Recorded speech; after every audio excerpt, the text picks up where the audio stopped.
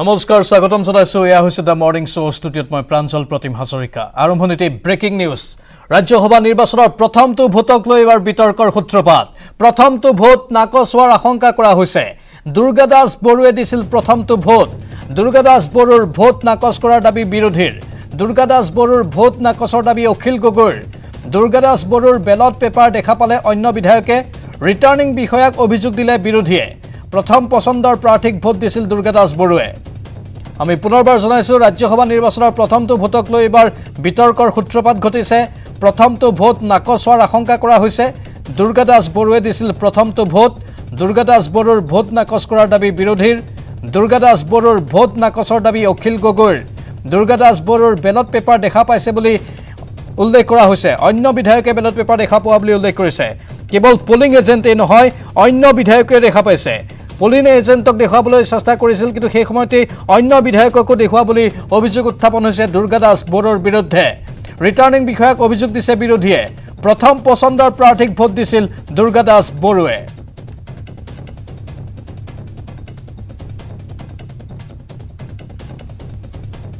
আমি শুনিছো যে এজন আমাৰ সন্মানীয় বিধায়কে ভোট দিওঁতে দুইফালে দেখুৱাই দিলে গতিকে তেওঁৰ ভোটটো কেঞ্চেল হ'ব তেওঁৰ ভোটটো কেঞ্চেল হ'ব লাগে ইতিমধ্যে আমাৰ পিনৰ পৰা প্ৰতিবাদ কৰা হৈছে কথাটোখিনি কোৱা হৈছে জনোৱা হৈছে যে দুইফালে যেতিয়া দেখুৱাই দিলে CCTV কেমেৰা আছে গতিকে এইটো ভোট কেঞ্চেল হ'ব আমি ইতিমধ্যে প্ৰিন্সিপাল ছেক্ৰেটাৰীক জনাই দিছোঁ যিকোনো কাৰণবশত কি কাৰণে মই নাজানো যিজন অথৰাইজ এজেণ্ট তেখেতকে দেখাব লাগে কিন্তু প্ৰথম যিজনে ভোট দিছে মই কোনে দিছে মই নাজানো তেখেতৰ কিন্তু বেলটত 3টা ফটো আছে চিম্বল আছে আমিও দেখা পালোঁ কেলে দেখা পালোঁ মই নাজানো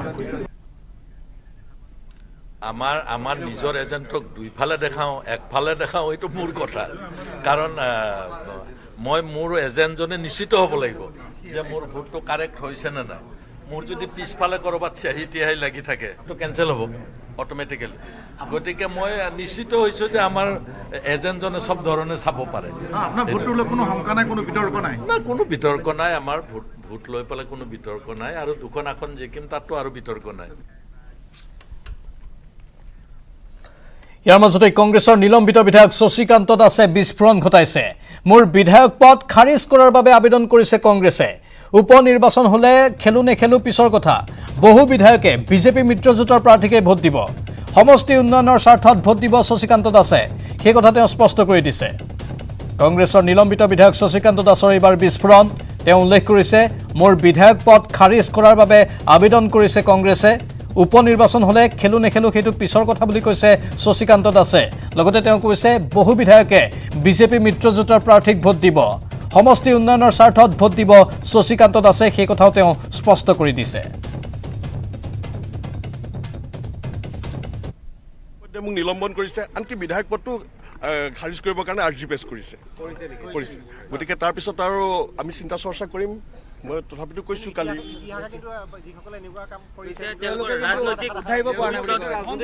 চাওক এটা কথা চাওক গণভিত্তি যাৰ থাকে গণভিত্তি আজি মোৰ সমষ্টিৰ 90% মানুহে আজি উন্নয়নৰ স্বাৰ্থত মোৰ লগত সহযোগ কৰিছে যেতিয়ালৈকে গণভিত্তি থাকিব তেতিয়ালৈকে এজন টিভিত বহি পেলাইতো বাইট দিয়া নিজৰ সমষ্টিত আহিব টিভিত আহি পেলাই বাইট দিব ডাঙৰৰ কথা ক'ব ক্ষেত্ৰত তেনেকৈতো নেতা নহয় নেতা তৃণমূল পৰ্যায়ৰ পৰা হয় ৰাইজৰ আশীৰ্বাদ লৈ পেলাই হয় আৰু গণসমৰ্থন থাকিলে হয় আৰু 90% সমষ্টিবাসী ৰাইজে ইতিমধ্যে আমাৰ গৰুবাট মৌজা কচুৱাত মাননীয় মুখ্যমন্ত্ৰী ডাঙৰীয়া এখন মাইনৰিটি কলেজ দিছে গতিকে মুখ্যমন্ত্ৰীগৰাকীৰ এই উন্নয়নমুখী যিটো চিন্তা চৰ্চা এই চিন্তা চৰ্চাখিনিৰ লগত মই আগতেও সহযোগ কৰিছোঁ আজিও কৰি যাম আৰু ভৱিষ্যতলৈও কৰি যাম আনফালে ভোট গ্ৰহণ চলি থকাৰ মাজতে AIDFৰ গোপন বৈঠকৰ খবৰ আহিছে MLA হোষ্টেলত ৰুদ্ধদ্বাৰ বৈঠক AIDFৰ কেইবাজনো বিধায়ক একেলগে থকাৰ খবৰ আহিছে একেলগে ভোট দিব আহিব AIDFৰ বিধায়কে আমি জনাইছো আপোনালোকক পুনৰবাৰ ভোট গ্ৰহণ চলি থকাৰ মাজতে অল ইণ্ডিয়া ইউনাইটেড ডেমক্ৰেটিক ফ্ৰণ্টৰ গোপন বৈঠক চলিছে MLA হোষ্টেলত ৰুদ্ধদ্বাৰ বৈঠক AIDFৰ কেইবাজনো বিধায়ক একেলগে থকাৰ খবৰ আহিছে একেলগে ভোট দিব আহিব AIDFৰ বিধায়কে ইয়াৰ মাজতে AIDFৰ তৰফৰ পৰা আন এটা বিশেষ খবৰ আহিছে যে দুৰ্গাদাস বৰুৰ ভোট খাৰিজ কৰিবলৈ দাবী জনাইছে দলটোৱে AIDFৰ chief whip doctor Hafiz Rafiqul ইছলামে এই কথা উল্লেখ কৰিছে AIDFৰ 15গৰাকী বিধায়কে একেলগে ভোট দিব সেই কথাও স্পষ্ট কৰি দিছে আৰু ৰিপুন বৰাকে তেওঁলোকে ভোট দিব বুলি এতিয়া স্পষ্ট কৰিছে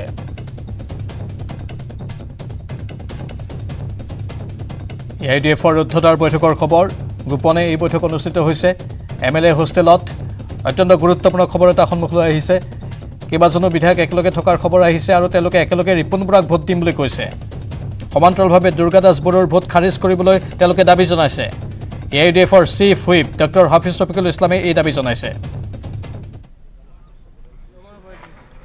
আৰু মই আশা ৰাখিছোঁ দুয়োগৰাকী প্ৰাৰ্থীয়ে জয়লাভ কৰিব কেনেকৈ মানে হেৰি চিটটোৰ বাবে কি কয় ছেকেণ্ড চিটটোৰ বাবে কি হ'ব মানে ভিন্নতাৰ মাজত ঐক্যতা স্থাপন হৈছে দুৰ্গা দাস বড়োৰ ভোটটোক লৈ পেলাই অলপ সন্দেহৰ সৃষ্টি হৈছে চৌধত আপোনাৰ ভোট ভুল হৈছিলে চৌধত আপোনাৰ ভোট ভুল হৈছিলে গতিকে এইবাৰ নক'ব তোমাৰ কি ক'ত সাংবাদিকতা ক'ত কৰা চৌধত আপোনাৰ নাই নাই তুমি যে কৈ আছা কিয় কৈছা তুমি নাই নাই তুমি সাংবাদিকতা মই সাংবাদিকতা কৈছোঁ নাপায় তেনেকুৱা কথা ক'ব কি তুমি কথা কোৱা চৌধত ভুল হৈছিলে নাই নাই তুমি এইবিলাক কথা তুমি যে কৈ আছা কাৰণটো কি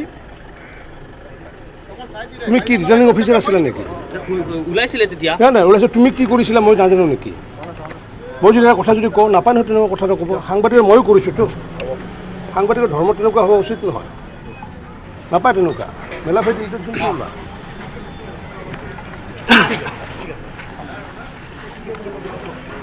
ৰঞ্জিত কুমাৰ দাসৰ বক্তব্য আহিছে পোনপটীয়া সম্প্ৰচাৰত আৰু তেওঁ কৈছে যে ঐক্যতা বিচাৰি পাইছে হেনো বিজেপিয়ে আৰু ঐক্যতাৰ এক বিশেষ ৰূপ এবাৰ এই নিৰ্বাচনত দেখা পাব বুলি তেওঁ স্পষ্ট কৰি দিছে আৰু এই ঐক্যতাৰ কথাটোৱে কি বুজাব বিচাৰিছে ইতিমধ্যে তাৰে ইংগিত আমি পাইছোঁ যেন বেলেগ এক পৰিস্থিতি হ'বলৈ গৈ আছে অৱশ্যে দুৰ্গা দাস বড়োৰ ভোটটোৰ কি হ'ব সেই প্ৰশ্নটো যেতিয়া আমাৰ সাংবাদিকে ৰঞ্জিত দাসক সুধিলে তেওঁ তাৰ কোনো উত্তৰ নিদিলে অন্য প্ৰসংগহে তাত উত্থাপন কৰা হ'ল এয়া হ'ল গৰম বতাহ ৰাজনীতিৰ যিটো বৰ্তমান বলি আছে অসম বিধানসভাত চেণ্ট্ৰেল হলত একেবাৰত 4জনকৈ বিধায়ক গৈছে ভোটদান কৰিছে সমান্তৰালভাৱে বাহিৰতো গুণাগুণা চলি আছে ক'ৰবাত গোপন বৈঠক হৈ আছে আমাৰ জ্যেষ্ঠ সাংবাদিক আছে বিপুল বৰ্মন তেওঁৰ কাষলৈ যাম কিন্তু ইতিমধ্যে আমি উল্লেখ কৰিছোঁ যে ভোট গ্ৰহণ চলি থকাৰ মাজতে AIDFৰ গোপন বৈঠকৰ খবৰ আহিছে MLA হোষ্টেলত ৰুদ্ধদ্বাৰ বৈঠক AIDF দলৰ কেইবাজনো বিধায়ক একেলগে থকাৰ খবৰ আহিছে একেলগে ভোট দিব আহিব AIDFৰ বিধায়কসকল আৰু তেওঁলোকে কৈছে যে AIDFৰ 15গৰাকী বিধায়কে ৰিপুন বৰাকে ভোট দিব এয়া এই মুহূৰ্তৰ খবৰ আহিছে লগতে তেওঁলোকে দাবী জনাইছে দুৰ্গা দাস বড়োৰ ভোট খাৰিজ কৰিবলৈ AIDFৰ chief whip doctor Hafiz Rafiqul ইছলামে এই দাবী উত্থাপন কৰিছে আৰু MLA হোষ্টেলত AIDF দল ৰুদ্ধদ্বাৰ বৈঠকত মিলিত হ'ল তাৰ পাছতে তেওঁলোক কিছু সময়ৰ পাছত আহিব বিধানসভাৰ চেণ্ট্ৰেল হলত ভোটাধিকাৰ সাব্যস্ত কৰিবলৈ ভাষ্য আহি আছে পোনপটীয়া সম্প্ৰচাৰত ভাষ্যসমূহ আগবঢ়াম AIDFৰ পৰা কোৱা হৈছিল কিন্তু মই ভাবোঁ যে যোৱাকালিলৈকে গোটেইখিনি ঠিক হৈ গৈছে গতিকে আমি 100% আশাবাদী আমাৰ কেণ্ডিডেট ৰিপুন বৰা ডাঙৰীয়া নহয় এতিয়া তেওঁলোকেতো খুব মুকলিমূৰীয়াকৈ কৈ আছে যে তেওঁলোকৰ গোটেইখিনি ভোট আমাক দিব গতিকে আমাৰ কংগ্ৰেছৰ গোটেইখিনি ভোট আমি পাই আছোঁ আৰু AIDFৰ গোটেইকেইটা ভোট আমি পাম আৰু ৰাইজৰ দলৰো পাম আৰু CPMৰো পাম গতিকে আমাৰ সংখ্যা আছে চাবলৈ আপোনালোকৰ এজেণ্ট নাই তেওঁলোকৰে এজেণ্ট তেওঁলোককে বিশ্বাস কৰিব লাগিব এইটোৱে আপোনালোকৰ আপত্তি আছে হয় এতিয়া আমাৰ কেণ্ডিডেট ডাঙৰীয়া বিশ্বাস কৰিছে আমিও বিশ্বাস কৰিছোঁ গতিকে তেওঁলোকে খুব কনফিডেণ্টলি কৈ আছে বাৰম্বাৰ ঘোষণা কৰি আছে গতিকে তাৰপিছত আমাৰ সন্দেহ কৰিবলৈ কিবা আছে বুলি মই নাভাবোঁ গতিকে আমি আশাবাদী আমি জয়ী হ'ম এতিয়াও কৈ আছে তেওঁলোকৰ প্ৰাৰ্থীগৰাকী জয়ী হ'ব ৰণগড় নাজাৰি জয়ী হ'ব তেওঁলোকেতো এতিয়া তেওঁলোকৰ কথাখিনি ক'বই আজি তেওঁলোকৰ কথাখিনি তেওঁলোকে ক'বই জয়ী কৰাৰ কাৰণে বা বিৰোধী ঐক্যক ভাঙিবলৈ তেওঁলোকে বিভিন্ন ধৰণৰ কথাই ক'ব কিবা গোপন অংক আছে বুলি কৈছে লাজ দিব নালাগে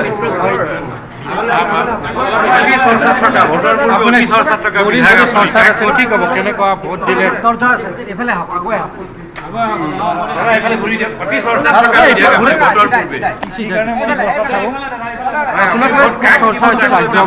আপুনি বিজেপিৰ লগত আপোনাৰ এটা ঘনিষ্ঠ সম্পৰ্ক মুখ্যমন্ত্ৰীৰ লগত ঘনিষ্ঠ সম্পৰ্ক থকা বুলি এটা চৰ্চা আছিল আজি আপুনি ভোট দিলে প্ৰথমবাৰ ভোট দিলে কি ক'ব কেনেকুৱা বা খুব ভাল লাগিলে জীৱনৰ এটা নতুন অভিজ্ঞতা আৰু তিতাবৰৰ ৰাইজে তেওঁলোকে আজি মোক যিটো সন্মান তেওঁলোকে দিলে তাৰ কাৰণে আজি মই এই জেগালৈ আহিলোঁ আৰু আমাৰ এজন প্ৰতিনিধি আমাৰ দলৰ যি নিৰ্দেশ সেই পালন কৰাটোৱে মোৰ ধৰ্ম আৰু মই সেইটোকে কৰিছোঁ। মুখ্যমন্ত্ৰীৰ ঘনিষ্ঠতা থকাৰ কাৰণে আপোনাৰ সন্দেহ ছাৰৰ লগত মোৰ চিনাকি এতিয়া নহয়, বহুত পুৰণা চিনাকি। গোটেই প্ৰক্ৰিয়াটো ধুনীয়াই হৈ গৈছে, ভোট দিয়া এজেণ্টক দেখোঁ এটা প্ৰক্ৰিয়া থাকে, খুব স্মুথলি হৈছে। আপোনাৰ নিজৰ ব্যক্তিগত মই ফুল্লি ছেটিছফাইড। ক'ৰবাত কিবা খেলিমেলি হৈছে নেকি? নাই নাই, এজেণ্টটো ছেটিছফাইড চাগে, ভিতৰত এজেণ্টটো চবেই ছেটিছফাইড। এজেণ্টকো দেখুৱাইছে ভোট দেখুৱাইছে চব। মই এইবোৰকে মই নাজানো, মই নিজে যিহেতু মই চিনত নাই, মই কমেণ্ট দিয়াটো ঠিক নহয়। আমাৰ দলৰ মানুহ আছে, তেওঁলোকে আপোনালোকক বক্তব্য ৰাখিব। মানে প্ৰথমবাৰ ভোট দিছে, পূৰা শুদ্ধ হৈছে বুলিও আপুনি কনফিডেণ্ট? 100%। আঁচ এডাল টানিব লাগে আৰু কি আছে। ধন্যবাদ জনাইছোঁ। আৰু বিধায়কসকলে নিজৰ ভোটাধিকাৰ সাব্যস্ত কৰাৰ পাছত মন্তব্যসমূহ প্ৰদান কৰিছে। কংগ্ৰেছ দলৰ বিধায়ক তিতাবৰৰ ভাস্কৰ বৰুৱা তেওঁ স্পষ্ট ৰূপত কৈছে যে নিজৰ স্থিতিত তেওঁ অটল হৈ আছে। মুখ্যমন্ত্ৰীৰ লগত ভাল সম্পৰ্ক সেইটো বেলেগ কথা, সেইটো আছে, কিন্তু নিজৰ দলৰ যিখিনি ধৰ্ম, দলীয় যিখিনি নীতি তেওঁ পালন কৰিছে। মন্তব্যসমূহ এনেধৰণে সন্মুখলৈ আহি আছে আৰু পোনপটীয়া সম্প্ৰচাৰত এই মন্তব্যসমূহ শুনিছে। আৰু গৰম হৈ আছে এতিয়া দিছপুৰৰ ৰাজনীতি। ৰাজ্যসভাৰ 2খন আসনৰ নিৰ্বাচনক লৈ চেণ্ট্ৰেল হলত বৰ্তমান সুকলমে নিৰ্বাচনী প্ৰক্ৰিয়া চলি আছে। খুব সুন্দৰভাৱে নিয়াৰিকৈ শৃংখলাবদ্ধ ৰূপত এই প্ৰক্ৰিয়া আগবঢ়া বুলি উল্লেখ কৰিছে বিধায়কসকলে। আমি দিছপুৰৰ বাহিৰৰ পৰাও খবৰসমূহ জনাই আছোঁ, বিশেষকৈ চেণ্ট্ৰেল হলৰ বাহিৰৰ পৰাও আমাৰ কেইবাগৰাকীও সাংবাদিক অহৰহ এই পোনপটীয়া সম্প্ৰচাৰত সাংবাদিকে মতামতসমূহ সংগ্ৰহ কৰি আছে বিধায়কসকলৰ বা বিভিন্নজনৰ। আমি সেইসমূহ আপোনালোকক দেখুৱাই আছোঁ। সমান্তৰালভাৱে অত্যন্ত গুৰুত্বপূৰ্ণ এটা কথা, ইয়াৰ মাজতে AIDF দলৰ বৈঠকৰ খবৰো আমি জনাইছোঁ। কংগ্ৰেছ দলেও বৈঠক অনুষ্ঠিত কৰিছে। দুৰ্গা দাস বড়োৰ ভোট খাৰিজ কৰাৰ কথাও তেওঁলোকে উত্থাপন কৰিছে, কাৰণ কেৱল পলিং এজেণ্টকে নহয়, দুৰ্গা দাস বড়োৱে হেনো নিজৰ ভোটাধিকাৰ সাব্যস্ত কৰাৰ পাছত আন বিধায়ককো সেইটো দেখুৱাই দিছিল, যিটো দেখুৱাব নোৱাৰে, নিয়মমতে সেইটো শুদ্ধ নহয় বুলি কোৱা হৈছে। কিন্তু সেই কামটো দুৰ্গা দাস বড়োৱে কৰা বুলি অভিযোগ উত্থাপন কৰিছে বিৰোধী শিবিৰে। বিশেষকৈ কংগ্ৰেছৰ তৰফৰ পৰা দেৱব্ৰত শইকীয়া, অখিল গগৈয়ে ৰাজ্য দলৰ তৰফৰ পৰা এই অভিযোগ উত্থাপন কৰিছে আৰু তেওঁলোকে এই সমগ্ৰ বিষয়টো ৰিটাৰ্ণিং বিষয়াক উল্লেখ কৰিব বিচাৰিছে আৰু CCTV ভিজুৱেলছসমূহ তেওঁলোকে পৰীক্ষা কৰিবলৈও আবেদন জনাম বুলি উল্লেখ কৰিছে। এতিয়া দুৰ্গা দাস বড়োৰ ক্ষেত্ৰত ভোটটোৰ ক্ষেত্ৰত কি সিদ্ধান্ত হয় সেয়া হ'ব অত্যন্ত লক্ষণীয়। কিন্তু ইতিমধ্যেই দুৰ্গা দাস বড়োৰ ভোট খাৰিজ কৰাৰ দাবী উত্থাপন হৈছে।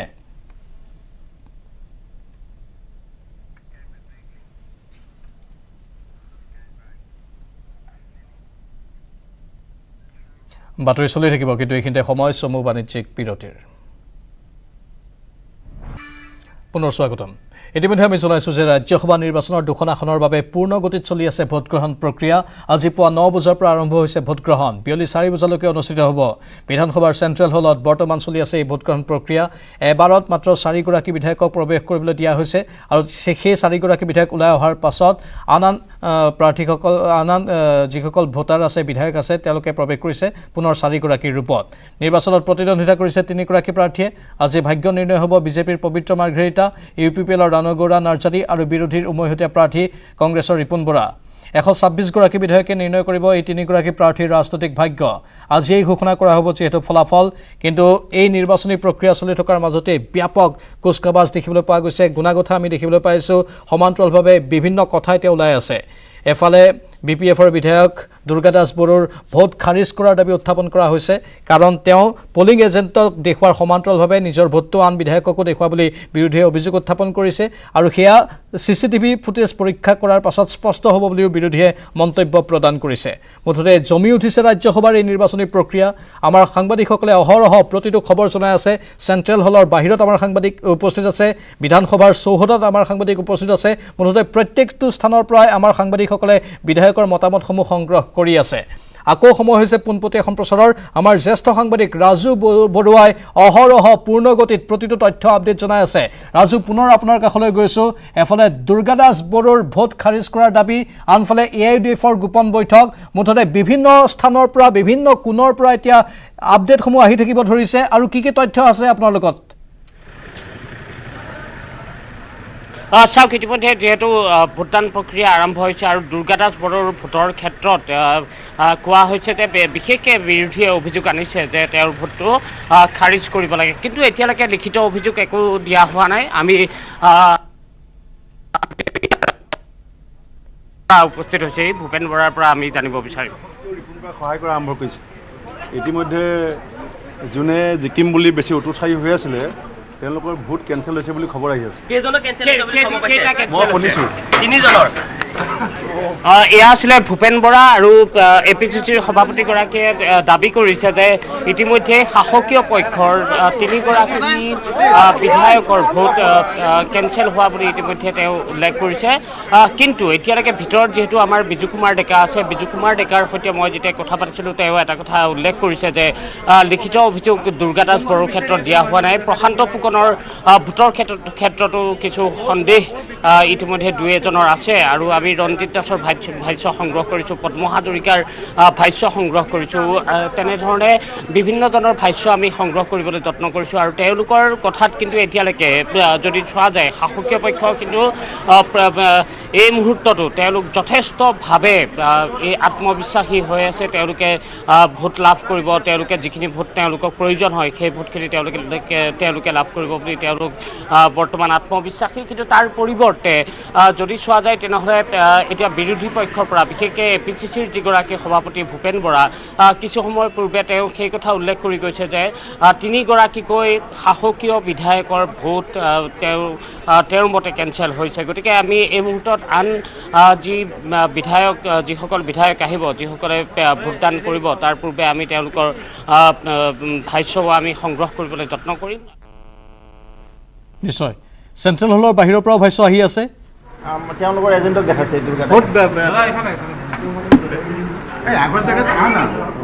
আৰু ভৱেশ কলিতাৰ মন্তব্য আমি শুনিলোঁ, নিজৰ এজেণ্টক দেখুৱাবলৈ কৈছে। পদ্ম হাজৰিকা আহিছে, পদ্ম হাজৰিকাই ভাষ্য শুনিম আমি। কি দুজন প্ৰাৰ্থী আছে, 3জনে প্ৰাৰ্থী 2খন আসন, কেনেকুৱা হ'ব?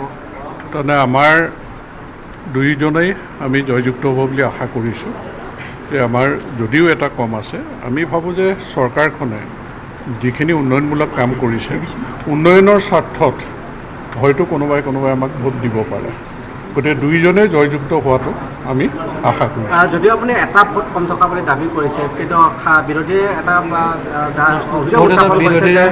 দুৰ্গা দাস বড়োৰ ভোটটো নাকচ কৰিব লাগে, কাৰণ তেওঁ বেলটখন সকলোকে প্ৰদৰ্শন কৰিছে ভোট কেন্দ্ৰত। মই সেইটো অৱশ্যে সেই সময়ত নাই, ইয়াত মই দেখাও নাই, গতিকে সেই সম্পৰ্কত মন্তব্য দিবলৈ অসুবিধা হ'ব। আৰু দুৰ্গা দাস বড়োৰ ভোটৰ সন্দৰ্ভত কোনেও মন্তব্য দিব বিচৰা নাই, কাৰণ সেই সময়ত তেওঁলোক তাত নাছিল বুলি কৈছে। মুঠতে এক নাটকীয় পদ পৰিৱৰ্তনৰ কিছু ছবি যেন আগতীয়াকৈ দেখা পোৱা গৈছে, কিন্তু সেয়া এতিয়ালৈকে স্পষ্ট হোৱা নাই। কিন্তু বিৰোধীয়ে দাবী কৰিছে যে দুৰ্গা দাস বড়োৱে সেইটো ভুল কৰিছে আৰু সেই ভুলৰ বাবে তেওঁৰ ভোটটো খাৰিজ হ'ব লাগে। ৰঞ্জিত দাসৰ মন্তব্য। ৰঞ্জিত দাস, আনঅথৰাইজ কথা এটা কৈছে।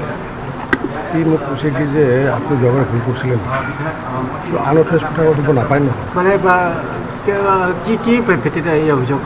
নাই, মই নাজানো কি ভিত্তিত ক'লে সি, কিন্তু আমি প্ৰিজাইডিং অফিচাৰেহে ইয়াতে ভোট হয়। কেঞ্চেল হৈছে না কাৰ কি হৈছে সেইটো হঠাৎ কথা নাই। বৰ্তমানে মোক কি ইণ্টাৰেষ্ট আজি কেঞ্চেল হৈছে নেকি? যোৱাবাৰৰ কথা সুধিছে সি, মানে ইণ্টেনশ্যনটো কি মই নাজানো। মানে 2010 নাজানো কোন চনত। আজি তেনেকুৱা এটা সাংবাদিক মইতো প্ৰাক্তন সাংবাদিক, মই স্পীকাৰ আছিলোঁ, সভাপতি আছিলোঁ, তেনেকৈ সোধাটো ইণ্টেনশ্যনটো সেইটো মানে মই গম নাপাওঁ। কিন্তু আজি আপুনি ভোটদান কৰি আহিছে, এই মুহূৰ্তত ৰাজ্যসভাৰ 2গৰাকী প্ৰাৰ্থী আছে, কি সময়? আমাৰ যিহেতু মিত্ৰ দলৰ প্ৰাৰ্থী 2গৰাকী, আৰু আমি আশা ৰাখিছোঁ 2গৰাকী প্ৰাৰ্থীয়ে জিকিব। যিহেতু সংখ্যাৰ প্ৰয়োজন ইয়াত শাসক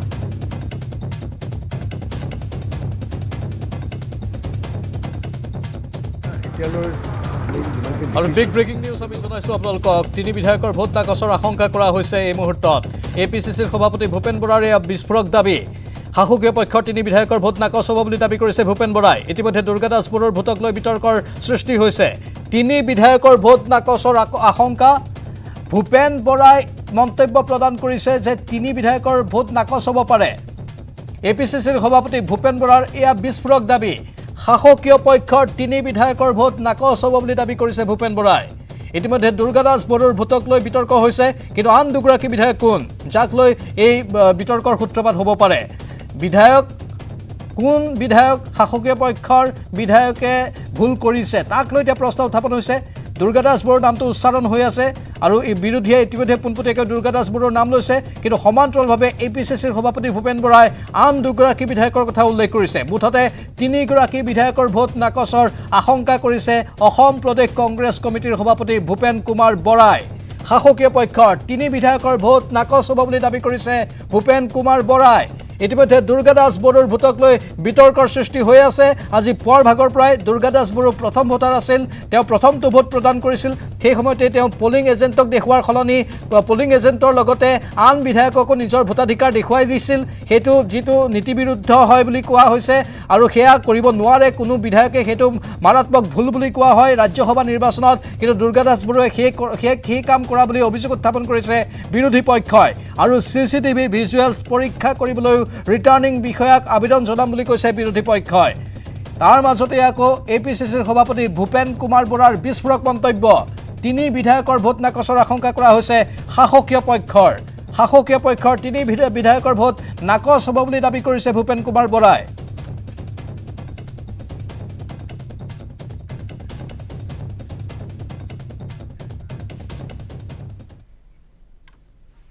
বাতৰি চলি থাকিব কিন্তু পুনৰ সময় চমু বাণিজ্যিক বিৰতিৰ অতি সোনকালে উভতি আহিম